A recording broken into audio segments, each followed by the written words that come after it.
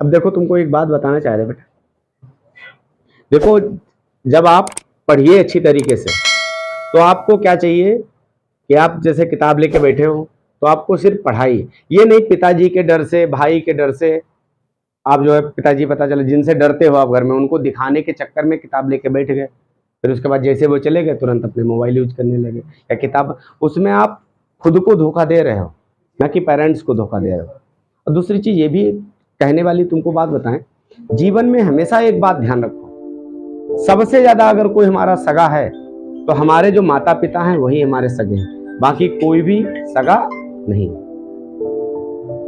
किसी पे भी विश्वास करने वाला नहीं है। अगर तुमको महसूस होता है कि ये आदमी हमारे साथ दुर्व्यवहार कर रहा है, जैसे लड़कियों की बात बताते हैं, तुमको लगे, महसूस हो कि ये हमसे कोई गलत बात कह रहा, तो तुरंत आप गार्जियन को बताइए अपने। आपके साथ रास्ते में कोई घटना घटित होती है या कुछ भी आपके साथ घटना, कोई अपशब्द बोलता है, तुरंत आप माता पिता को उस चीज के लिए जरूर सचेत करिए, क्योंकि माता पिता के से बढ़कर कुछ नहीं, कुछ उनसे छिपाना नहीं चाहिए। और बच्चे बहुत बहकते भी हैं, बातों में बहकते हैं, और बहकते इतने ज्यादा हैं कि माँ बाप तक को वो छोड़ने के लिए तैयार हो जाते हैं, मगर ये समाज में नहीं होना चाहिए। ये समाज की सबसे बड़ी विडंबना है। एक तुमको छोटी सी घटना बता रहे, एक बिटिया थी, अब पिताजी किसान थे उनके, पिताजी ने मेहनत मजदूरी करके आईएएस की तैयारी करवाई उनको, बिटिया को तैयारी करवाने के बाद में कम से कम 3 बार अटेम्प्ट्स में वो पास हो गए। अब पास होने के बाद तब तक उनका खेत भी बिक चुका था, लगभग 8-10 बीघे खेत था, तो 5-6 बीघे पढ़ाई में बिक चुका, 3 ही 4 बीघे बचा था। बिटिया को पढ़ाया, हालांकि वो आईएएस बन गई, संतुष्टि हुई, पोस्टिंग हुई उसकी। पोस्टिंग होने के कुछ महीने बाद ही उसने शादी कर ली।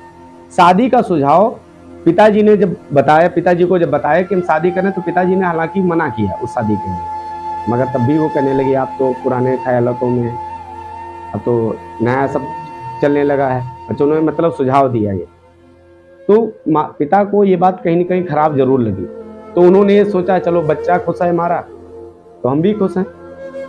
मगर शादी का 1 साल भी नहीं हुआ था, वो घूमने के लिए वो कपल जो है दुबई जाते हैं, वहां जो जिसके साथ शादी करते हैं वो जहर दे देता है, सत्य घटना है बिल्कुल। और जहर देने के बाद में उनकी मिट्टी आने तक, इंडिया यानी भारत आने तक कम से कम 1 महीना लग गया समझ, मिट्टी आने। और जब उसकी आई मिट्टी यहाँ पे, तो पिताजी आज अगर उनकी स्थिति देखी जाए तो समझ लो आधे से ज्यादा वो पागल हैं, और हर किसी को राय देते हैं कि बच्चों पर अंधविश्वास मत करिए। आप अगर पेरेंट्स हैं तो सबसे ज्यादा ये ध्यान रखिए कि आप कमाई भी अगर कर रहे हैं तो आप अपने परिवार की तरफ भी एक नजर रखनी चाहिए, हर माता पिता को देखना चाहिए। और आजकल तुमने महसूस भी ये किया होगा, जितने भी बच्चे हमारे पास पढ़ने आते हैं या जितने भी कहीं भी जाते होगे आप लोग पढ़ने के लिए, कोई गार्जियन संपर्क करने जल्दी नहीं आता है। मुश्किल में 2-3% पूछता है कि बच्चा हमारा पढ़ा आया कि नहीं आया। एडमिशन करवाने के लिए बच्चा खुद अपनी मर्जी से आएगा। बच्चा 10th तक पढ़ता है, छोटे क्लासों में पढ़ता है, तो पेरेंट्स खूब ध्यान देगा, भैया पढ़ नहीं रहे हो, तुमको ये नहीं याद हो रहा, खूब डांटेगा। जैसे वो बड़े हो गए, जब उनके बिगड़ने के लक्षण आए तो आप ध्यान नहीं देते हो, तो ये गलत है कहीं कहीं। हर आपका बच्चा अगर पढ़ने जाता है तो उसको आपको देखना चाहिए, आपका फर्ज बनता है कि कहाँ कोचिंग लगाए, कहाँ वो कोचिंग कितने समय आता है, कितने, एक बार टीचर से संपर्क तो करना चाहिए। हम लोग क्या होते थे, शिकायतें जब घर पे जाती थी, बेटा अगर घर पे कोई भी शिकायत पहुंच जाती तो पहले तो जो मिलता वो मारता। घर में मम्मी पापा मिल गए उन्होंने मारा, चाचा ताऊ मिल गए उन्होंने मारा।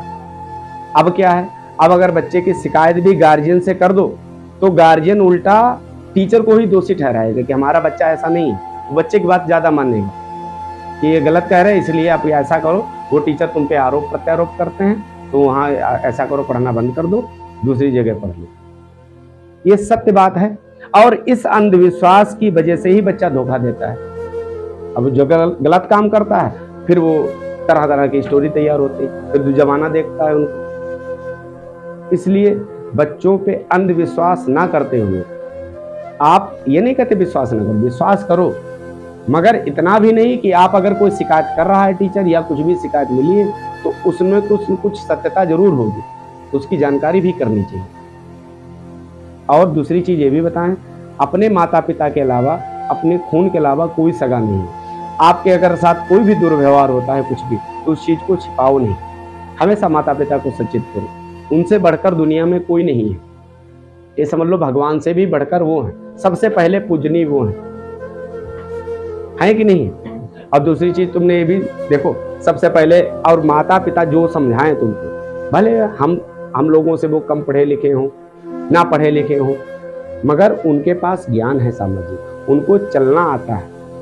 आप पढ़े जरूर हो मगर आपको सामाजिक ज्ञान नहीं आएगा तो उनसे थोड़ी बढ़कर आगे हो जाओगे।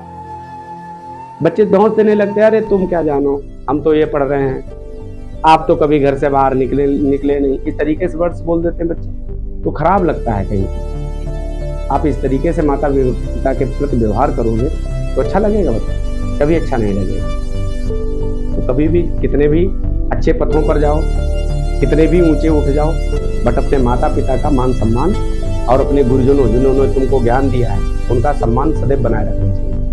क्योंकि जैसे कैमरे की जब रिकॉर्डिंग होती है किसी की, फेस सामने जो होता है वो तो होता ही है, वो तो बढ़ता ही आगे, परंतु जो रिकॉर्डिंग करते हैं कैमरे उनका सबसे बड़ा रोल होता है। ऐसे जीवन में आप जब आगे बढ़ोगे तो सबसे बड़ा रोल आपका कौन है, जो आपके पीछे है। पीछे का मतलब जो आपके माता पिता और गुरुजन है, आगे तो आएंगे, फेस तो आपका होगा, आप IAS बनोगे, PCS तैयारी करोगे अच्छी तरीके से जाके, या NDA में सेलेक्ट हो गए, IIT में चले गए, BTech किया आपने जाके, BMS किया, MBBS किया, नीट तैयारी करने लगे, उसमें सिलेक्शन हो गया, तो आप आगे जब बढ़ोगे तो आपके पीछे रोल कितना है, कितने लोगों ने योगदान दिया आपको पढ़ाने में,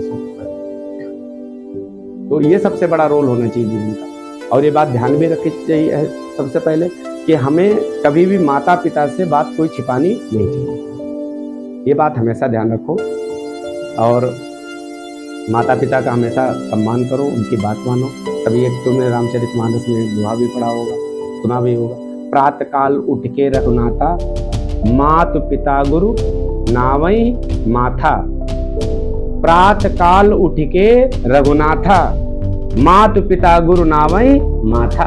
यानी सुबह जब उठते थे श्री राम भगवान, तो प्रभु जी उठने जैसे उठते थे बिस्तर छोड़ते थे, सबसे पहला माता पिता के चरण वंदन करते थे, फिर अपने गुरु जी। और आज उनकी कीर्ति, यश कीर्ति ऐसे है, पूजनीय है, और सब तो इस हर कोई जो है उनके आदर्शों का पालन करते हुए चलना चाहता है मगर कर नहीं पाता है। तो ये तरीके आप ध्यान रखो बेटा अच्छी तरीके से, बस यही कहना था, हमको समझाना था अच्छी तरीके से। और ठीक, कुछ भी कोई घटना हो, कुछ भी माता पिता से नहीं छिपाने का, कोई तुमको परेशान करने की कोशिश करे या कुछ भी, खासकर लड़कियों को